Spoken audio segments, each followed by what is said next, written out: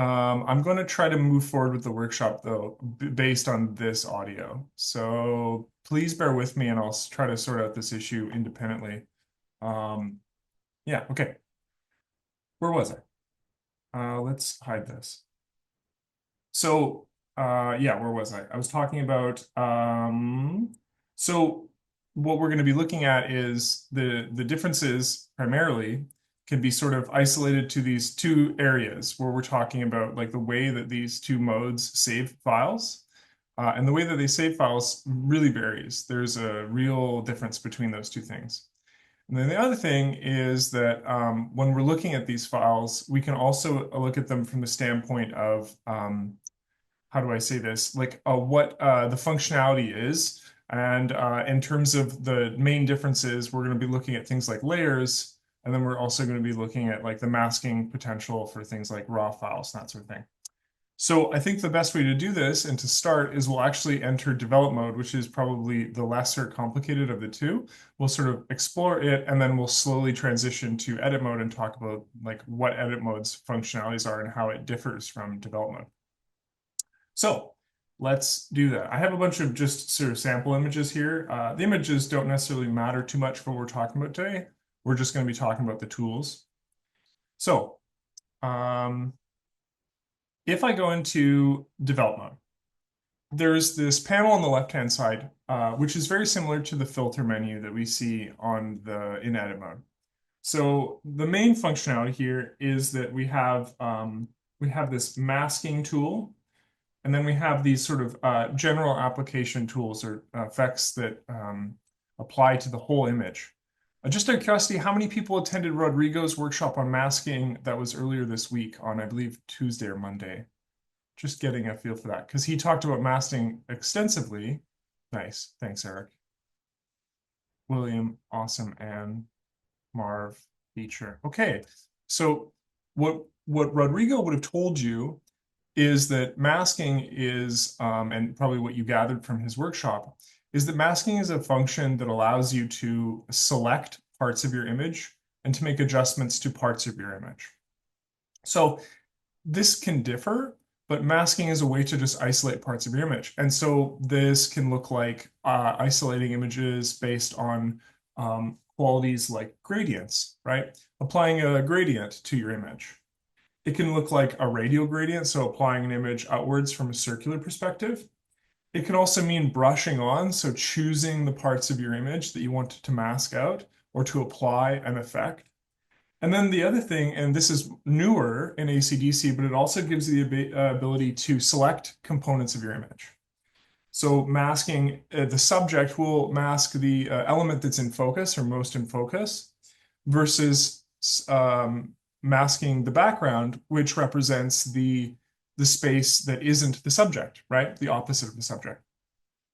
And then we also have the ability to mask out like the sky in your image. So taking the sky and making alterations to it, and vice versa with objects as well. So looking at particular objects and masking those images out of your images, or yeah, it is available, Yahtzee. We'll talk a little bit about that as well. There's all sorts of different things you could do in edit mode that are more complicated versions of develop mode. And there's reasons for that. So we'll talk about it. And then the last two masking functions are based on qualities. So luminance is the brightness or darkness of an image. And then the color is refers to, I guess in this case, the hue components of your image. And so if I was to go into one of these, for example, and I'm just trying to think of the one that would be best to describe this image. Let's just look at brush. Brush is probably the easiest to understand. So if I go into the brush tool, you can see that the masking function opens up with a series of all these different features or like things that we can edit. And this isn't really too much about masking as a tool, but I just want to showcase these things. If I was to just add exposure, for example, you can see on my image here, I have my brush overlay. And if I go in and I brush on exposure, you can see that I can add exposure to the area behind the train here, right? And I can see this mask by showing it with this little icon right here. And so it shows to me that I've brushed on an increase of exposure in a space that is selective. It's non general in its application. Okay, so masking is a functionality of develop mode. It's also functionality of edit mode. One of the differences is how it's located and how it functions in or how it works in develop mode. Develop mode is a non-destructive tool. So the original intention behind develop mode was to create a mode that could directly deal with or edit or alter the content of raw files. And we'll talk about this a little bit more, but so the functions that we see here are fully non-destructive. So if I was to adjust this exposure, for example, you can see that this exposure has been increased by 108, in this case right here. And we can also see that it looks like this from a mask perspective. We can see that this is roughly the coverage, right? If I was to navigate away from this file, back to manage mode, one of the things that this file is going to remember is the changes that we've created to it. And so when we talk about non-destructiveness, this is what we're referring to. So non-destructiveness is the ability to be able to do two things, basically adjust an original image. And then the second thing is to go in and make adjustments to an image we've already edited. So if I look at this JPEG here and I open it up in develop mode, one of the things we'll recognize right away is that that masking adjustment remains. It hasn't been removed, nor has the image been overwritten, and those changes been treated as the new normal for the image. So if I open up this masking, you can see that the exposure adjustment is still there, and then the show mask function will still showcase that that is the change we've made.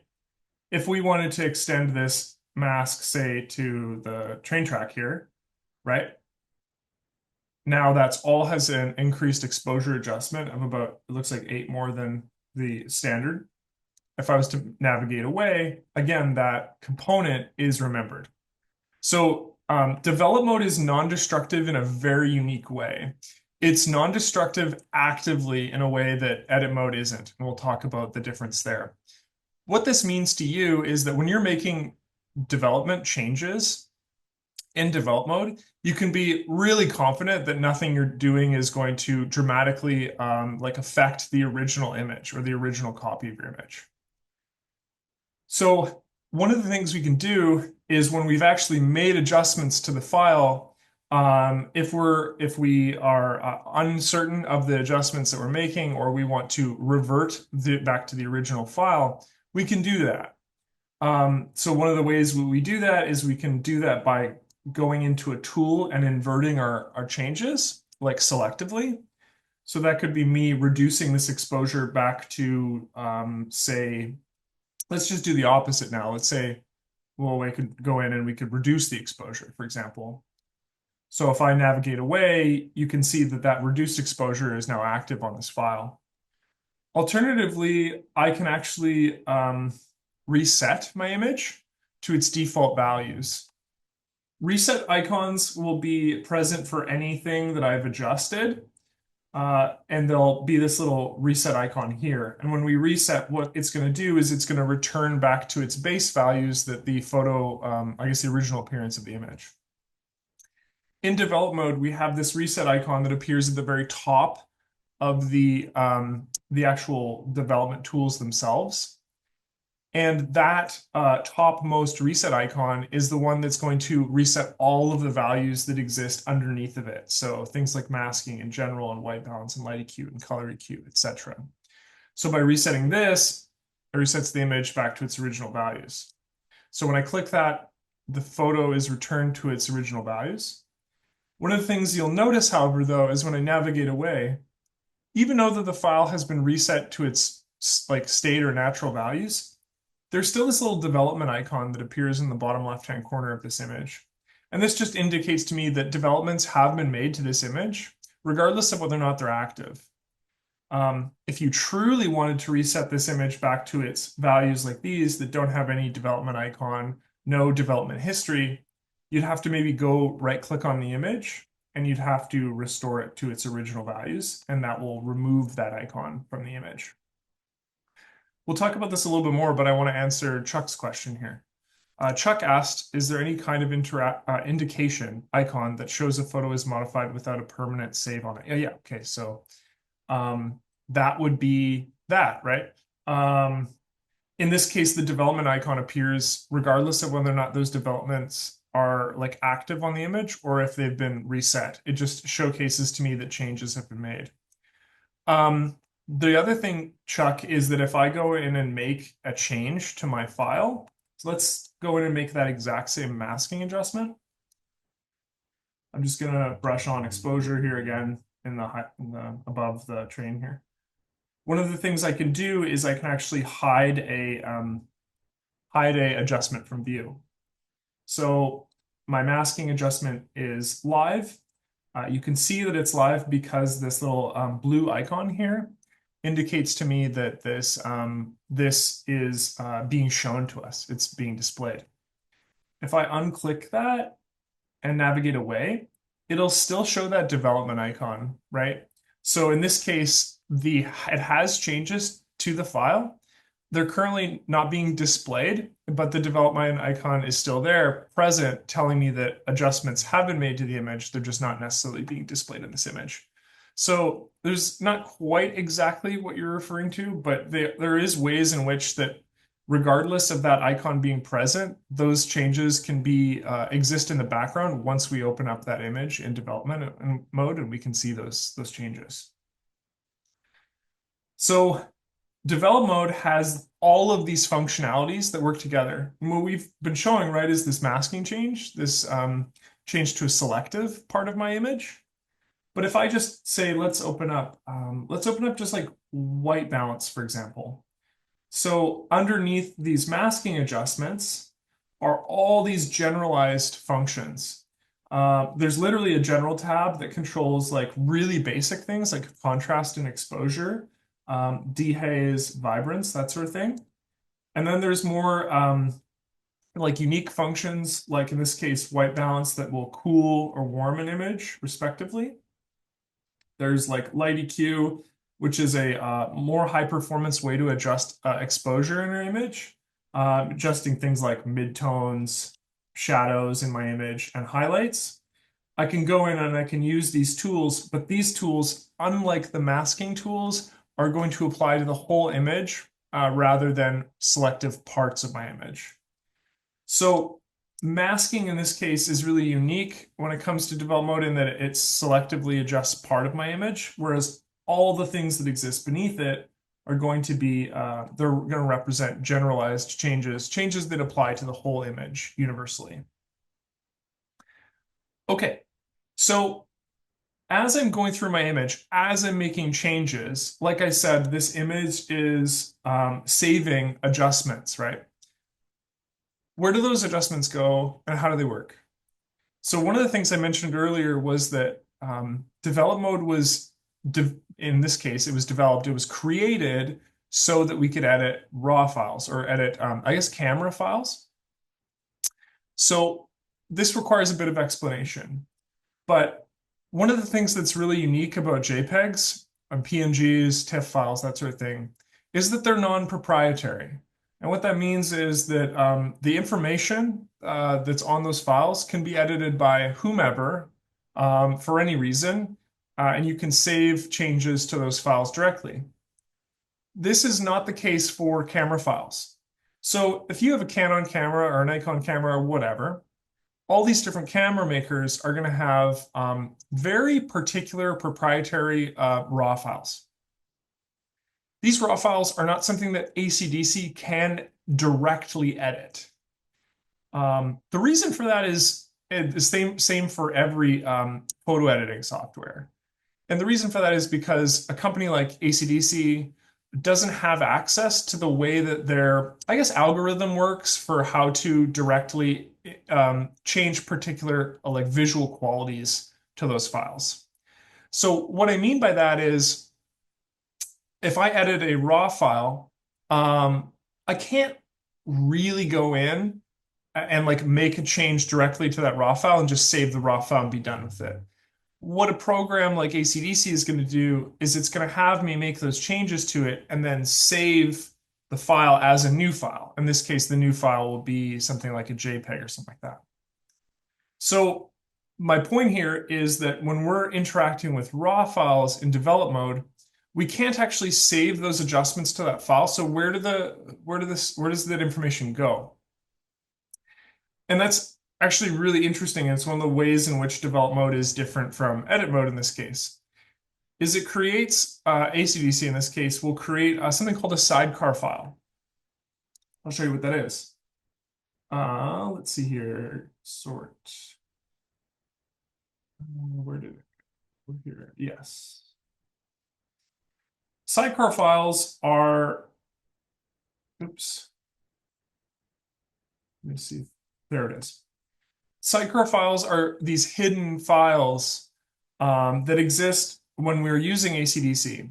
And instead of saving the information of the changes, like in this case, the exposure adjustments directly to that raw file, what ACDSee does is that in develop mode, it saves those changes to another file that ACDSee then references, rather than changes the proprietary file that can't be written to. So when we're looking at raw files in particular, what we're doing is we're opening up a file, we're making some adjustments that are saved to a reference file. That what ACDSee does is it refers to when you open up that file in develop mode. So when I make adjustments, even to something as simple as a JPEG, which can be saved to, it's still creating this little sidecar file here. So what I have done is I've gone to filter and I've gone to these advanced filters here. And I'm just showing these hidden files and folders here. The reason why I'm doing this is because these files shouldn't really be played with too much. They should remain hidden. And the reason for that is because if we want to move this file, we need to move the corresponding sidecar files with it. So what I'd recommend is just to understand this, you can go and you can unclick these or click these. But I would try to maintain these as hidden files because they can it can disrupt the developments that you've made to an image if you don't unclick this, basically. But just for the purpose of reference, this is how this works. So if I go into this originals folder, my original file will be here, and then you can see there's this file called an XMP file. And this XMP file will contain those developments that we've made to the image. And so when we're looking at that image, we're looking at our original with reference to the XMP file that we have here. So this is how develop mode presents everything to you in a really non-destructive way, right? It presents you the file and then it references the sidecar file that has all the changes on it. Sharon asks a question. When you move an edited file to a new location, does the sidecar file go with it automatically? So yes, it does, provided that that secondary folder is not shown. So if I had this file open, like this one right here, I would actually have to move these in conjunction with one another, right? But provided that they're hidden, like I suggested and what I recommend, when I go to move this file, those sidecar files move with it, move alongside it. But when you show them, show those hidden files, that won't necessarily be the case. So you should probably keep those files just for, clarity's sake. Just keep them hidden. But yeah, if I was to take this file, right, and move it, that sidecar file moves alongside it. And that's one of the ways in which case this maintains its non-destructiveness, because now I can see those adjustments and then make those adjustments in another folder, say, or something like that. Pardon me. I'm about to sneeze. Forgive me. So that's a really good question, Sharon, and one that's like, yeah, super relevant for what I'm talking about right now. Okay, so let's just like summarize a little bit of what we're talking about here. So develop mode is a non-destructive mode. Yes, yeah. So Joe asked, Joe pointed out something relevant. He said, if you move the file using ACDSee, that's remembered. If you move the file independently of ACDSee, then there's going to be challenges with that, right? because File Explorer itself is not going to know what that XMP file, the reference to that XMP file is. So when it comes to editing raw files, we recommend that you're actually moving those files within the software because then it's going to actually move those sidecar files alongside. Whereas if you were to move that using just File Explorer, then yeah, there's a potential to lose those sidecar files in the process. I don't want to get too bogged down in sidecar files, and the reason why is because they're really just to illustrate how the function works. And it's important to know how develop mode is non-destructive, but provided you're interacting normally with your files in develop mode, you're following just your regular workflow, you'll never need to really worry about these things. Like it won't come up in terms of your development process. But it's good to know how it works in the background because it's quite different from the way that edit mode saves files, which we will go over shortly.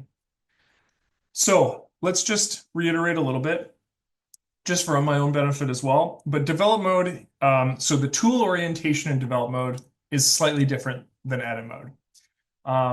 The way that it masks is non-destructive. It doesn't interact with something we're going to be looking at later called layers.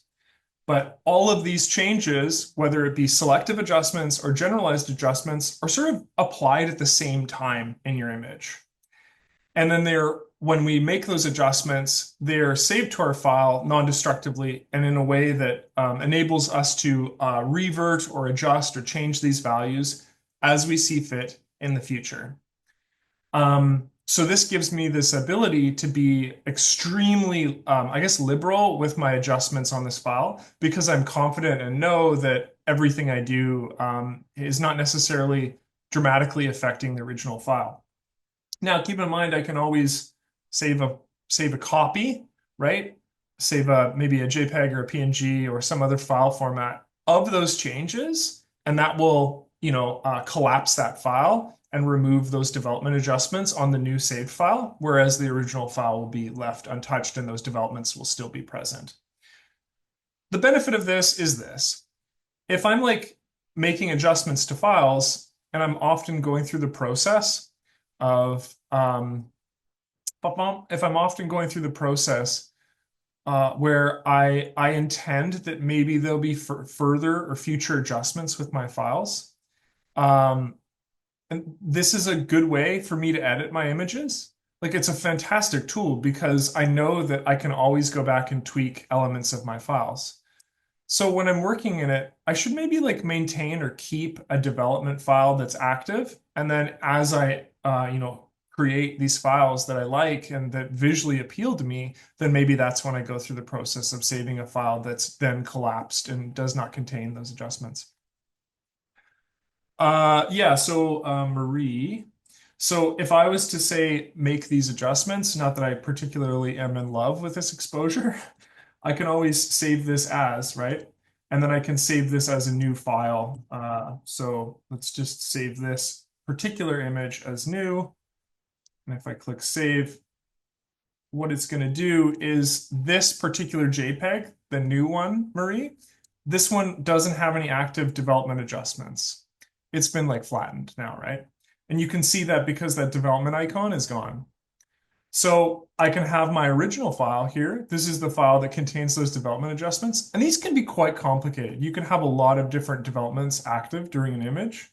And then I have the new file that contains my flattened picture, right? So best of both worlds. I have my original image, and then I also have this new file that I'm presenting to clients, or I'm, putting into a scrapbook, or I'm sharing with family, or whatever, who knows? Okay, let's maybe shift gears, and we'll start the process of talking about edit mode, which is slightly different. Let's open up this file. So earlier I said that, hey, edit mode and develop mode have a lot of these same tools.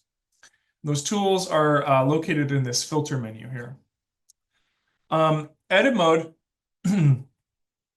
is not the same as develop mode. It is not as non-destructive as develop mode is.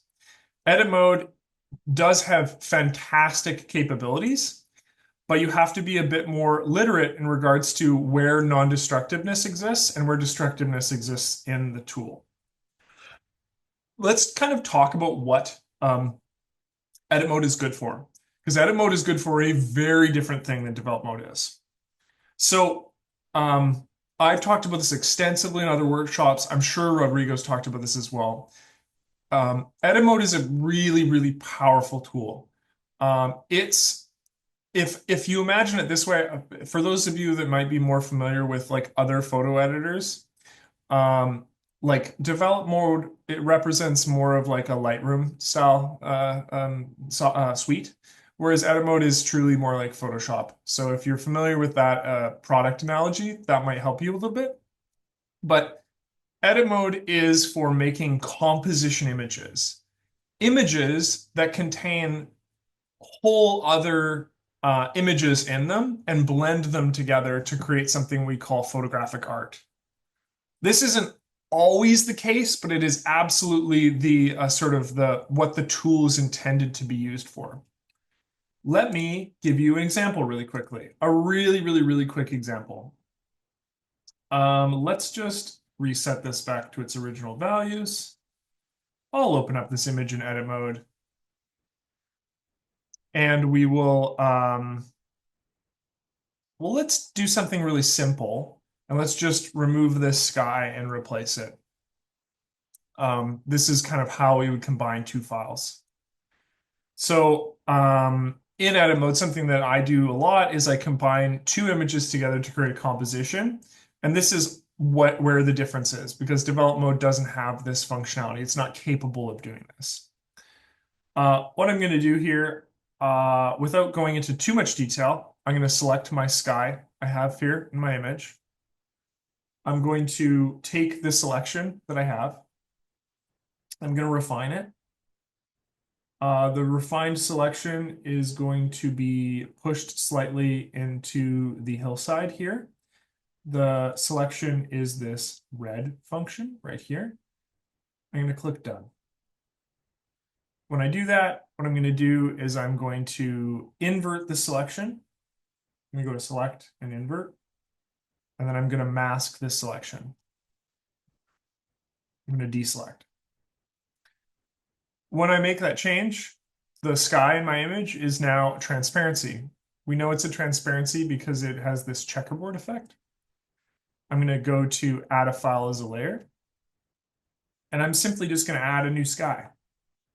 There's my new sky. I'll place it underneath my current layer.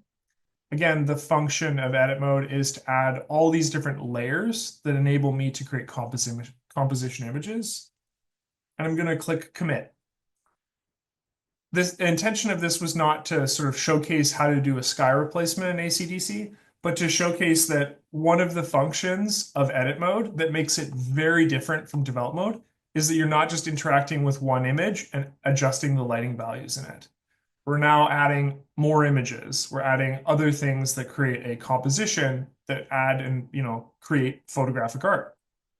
So in this case, when I go in and add a new sky, which is a very simple adjustment in something like edit mode, I've created a completely new image, one that's now not necessarily doesn't even represent the original photo. So edit mode is different, right? It's really different from develop mode. So the strengths of develop mode are that we are able to make non-destructive adjustments, specifically as well, non-destructive adjustments to raw files. Edit mode, sorry, it's not that non-destructive. There's elements of it that absolutely are, and we're going to talk about those. But it's also like more of a layered editor. It's more for making composition images than it is for making like truly like minutia level detail non-destructiveness. Talking about non-destructiveness, let's communicate that. So in edit mode, we have these two sections. We have this left-hand side that's located right here, and we have this right-hand side. And both contain what we would call as adjustments, right? Things that we can edit. Let's talk about some of them. For example, if I look at the exposure and lighting, let's close geometry, AI, enhance, add. Let's just look at color and lighting. You can see that exposure exists right here, tone curves, right?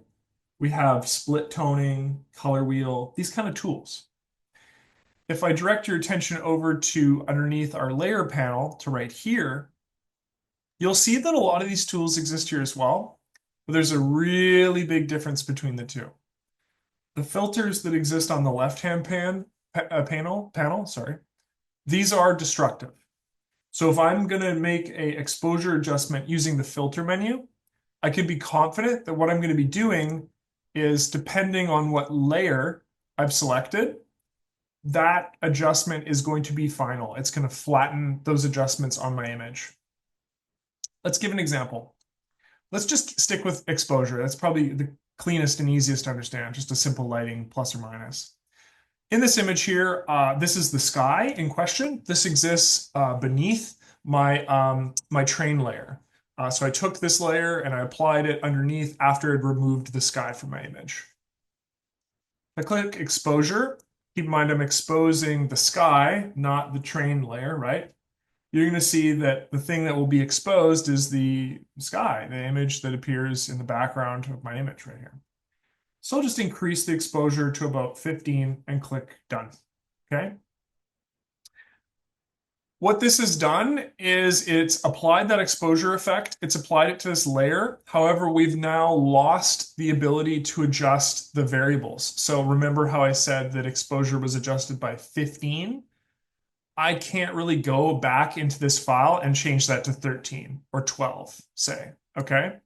So this is the ways in which the filter panel is a destructive tool, in that I can't go back and adjust that. The importance here is that I can technically undo that adjustment, right? But as soon as I was to save this file and then navigate away from it and come back to it later, that adjustment's lost. The only way that I'm able to adjust this is right now when I still have that history adjustment active. Let's undo it for the purpose of this, and we'll talk about using the exposure adjustment as an adjustment layer. So we just tried it as a filter adjustment. And what I'm telling you is that if I make that filter adjustment, if I make that exposure, I can adjust my image. It will adjust the exposure in my image. However, as soon as I navigate away or move away from my file, I'm going to lose the ability to edit that. So the adjustment layer section, which exists underneath this layer portion here, this is fully non-destructive. Everything that I'm doing with these tools right here is non-destructive. What I mean by that, I'll show you. So let's add that exposure adjustment. We'll make it the exact same. I'm just going to increase the exposure just like I did, about 15, right? One of the things you can see, however, though, is that it's added this layer. It's added a layer that's an exposure layer that exists now above the layer that I have here, the sky layer. And that exposure adjustment is now contains variables like values, like the ones we saw here, that impact the layers that exist beneath it. So right now we only have one layer beneath my exposure adjustment, and it's my sky layer. So I can come in and I can address this. I can make it darker, right? And importantly, one of the things that I can do is I can save this image as a really unique file type that enables me to come back to this image in the future and readjust these exposures. So in develop mode, one of the things that I didn't really focus on too much is the saving process.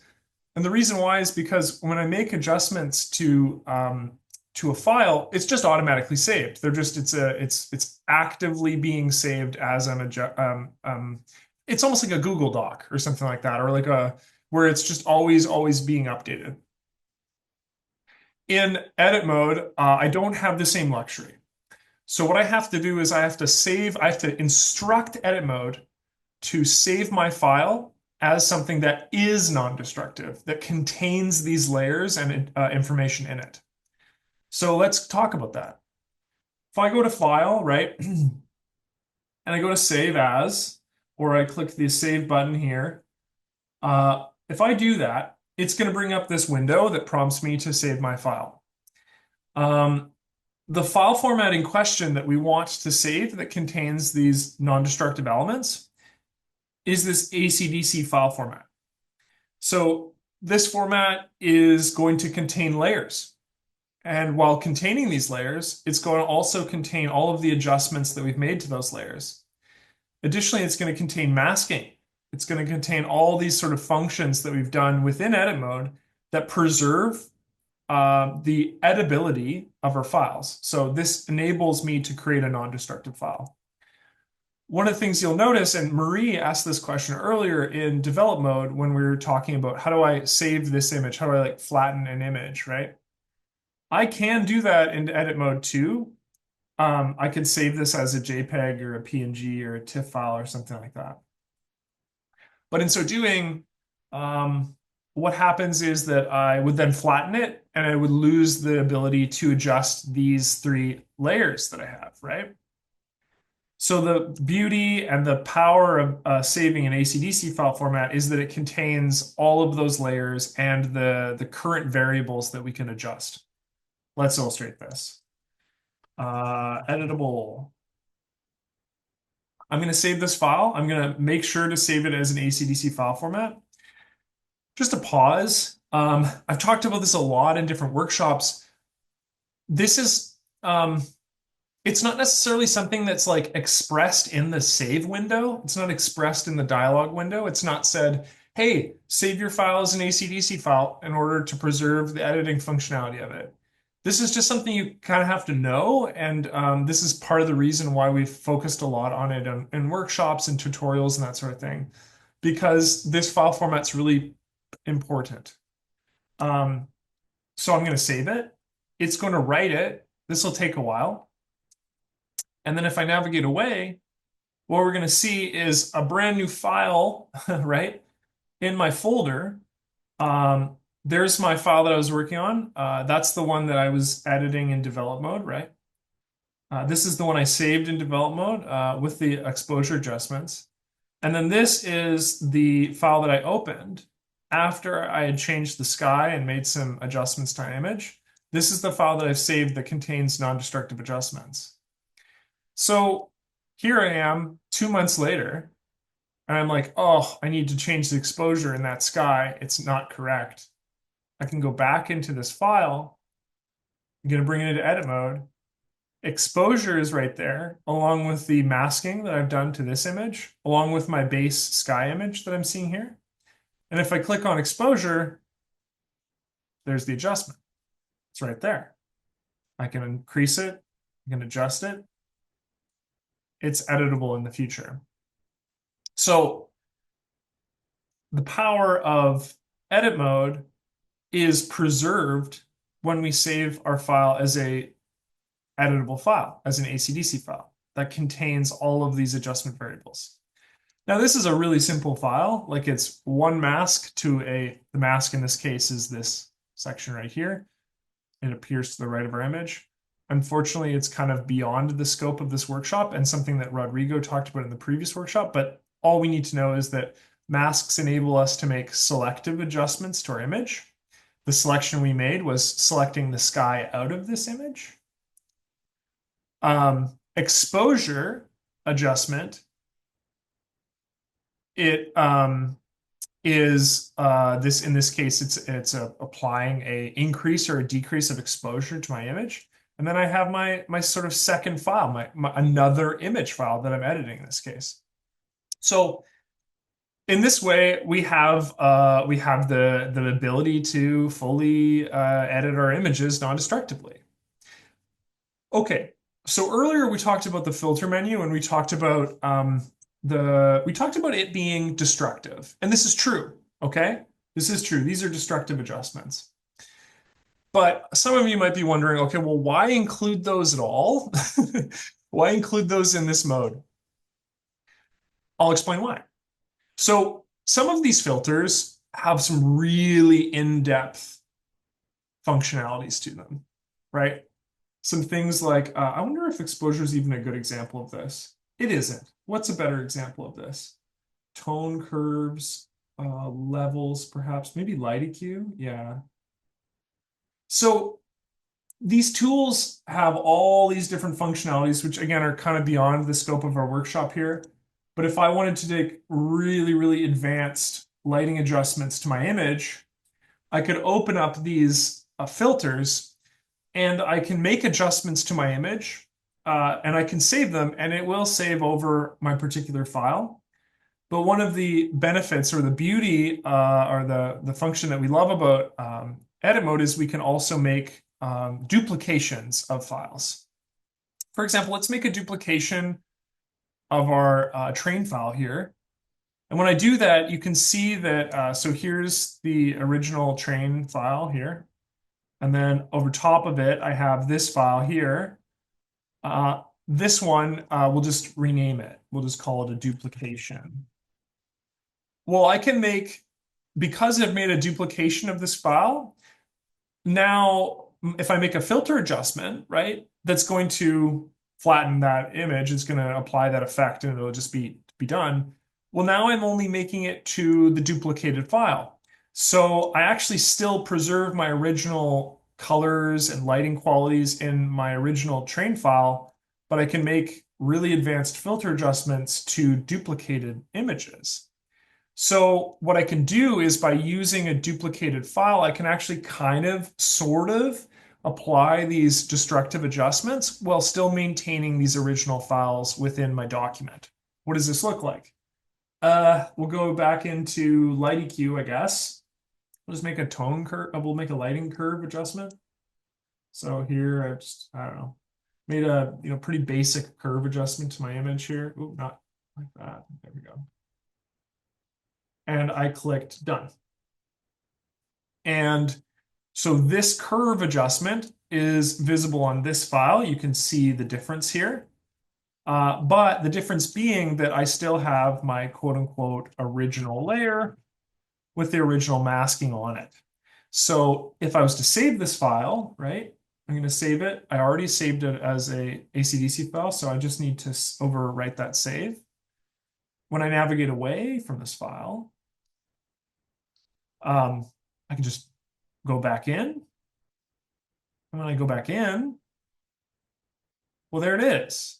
It contains this original as well as the edited duplication that has the filter adjustment on it.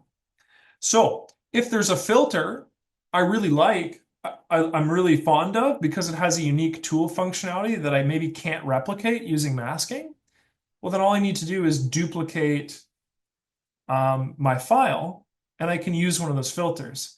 So by using a non-destructive element within the tool, we can actually add destructiveness in without losing too much.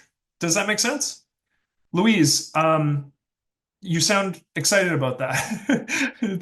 That's good. Yeah, edit mode does work like develop in that case. It can preserve the files. I'm assuming that was something that was new or revelatory to you. So yeah.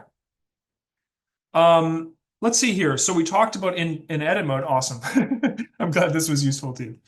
In edit mode, we talked about that left side pane, the filter pane, right? The destructive pane. We talked about the layer pane, the right-hand side. That's the non-destructive section. We talked a little bit about what we could do to images, like to create composition images. And in the example that I've given here, I've masked an image by taking out the sky in my image and by putting in a new sky. So that's a masking process. And the way I did that was through making a selection, right? I just used the AI actions function to select the sky. And then all I did was mask it out of my image. Again, a bit beyond the scope of this workshop. We're just talking about the differences. We're not talking about masking in depth, but because we've talked about this after Rodrigo's workshop, there's a bit of familiarity in the audience here. Otherwise, this is something we talk about so regularly. But just to illustrate, yeah, we've masked our image. So the benefit of something like edit mode is that it takes multiple images, completely different images together and creates composition images that we can then edit in the future by saving the file as an ACDSee file, a file that preserves all of those differences and qualities. Anne said, I have to run to another appointment. Thank you so much for participating, Anne. We'll watch again later. I'm actually pretty much closing up anyway, so you got it all. That's about 15 minutes here. So thank you so much for participating, Anne. I'll try to have this uploaded to our YouTube soon. Louise asks, Adam, could you talk about how to delete the background and make it black, for example? Delete the background. Yeah, okay. Um, so what I would do, and this is sort of, again, this is kind of extra. It's not necessarily like what I would do here to make a black background is I would just, I'd add a new layer, right? I'd add a blank layer, and I can do that by clicking on the blank layer icon right here. What I would do is I would just hide these other layers. We don't need them because we're gonna leave them put for a bit. Oh, I have tons of those, Marie. Yeah. If you give me a moment to answer Louise's question, I will literally put it in the chat for you. Um, so I have a blank layer here. As Louise asked, he just wants a black layer, just a simple black layer. Um, I've hidden these other layers from view. I don't need them. And all I'm going to do is I'm going to take this layer. I'm going to take the paint bucket or the fill tool, and I'm going to just make sure that my foreground color, the color that I'd be filling the layer with, is black. And I would just fill the layer. Oops, that's not black. That's yellow. What's going on here? What? I've never seen this before. There we go. Okay, I don't know what's going on there. That's a bug. But so I've taken a blank layer and I've used the paint bucket tool to fill the layer with black. Alternatively, I've just brushed it on as black, but it's a bit more laborious. So you can work off of this black layer and then add new layers. If you wanted to have a black background and say that you wanted to put like for example, like let's say you wanted to mask a flower pot and put it over top this black layer, you could do that. You would just need an image of a flower pot and then to mask accordingly based on the subject in that image. And then the background would then be the image that appears beneath it, which in this case is the black layer. Great question. Uh, will an ACDSee file open up in develop mode? No, it won't. I'll show you what happens. Yeah, no problem, Louise. Oh, you know what? Let's answer Marie's question, then I'll answer yours, William. Sorry, I don't want to, don't want to do Marie like that. Um, so Marie, I'm just going to go to our YouTube channel. So our YouTube channel is acdcphotostudio.com. There you go. And in that, um, there is if I go to the playlist section, there is a section here called workshops. Where are you? Yeah. Where is our workshops? There it is, workshop. It has a ton of videos and it has like 111 workshops. If I scroll down, this will have a little playlist here, and you can see that there is a workshop on, what was your exact one? Restoring noisy images. So there's one on colorizing images right here, black and white images. There's also image repairs, cloning, blending, smart erase one here. And there should be one if I go to, I think it's literally just restoring old images, restoring older photographs workshop. So there's one in there. There's actually a couple of those. I tend to do one of those like once to twice a year because they're just really good workshops and people often have some older photos of their own family and stuff like that that they want to restore. Um, so you're certain to watch those. Also, just gauging interest, is that something you'd like me to cover in an upcoming workshop?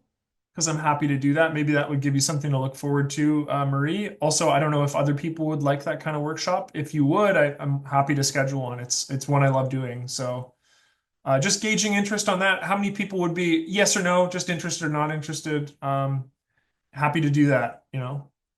Steve said yes.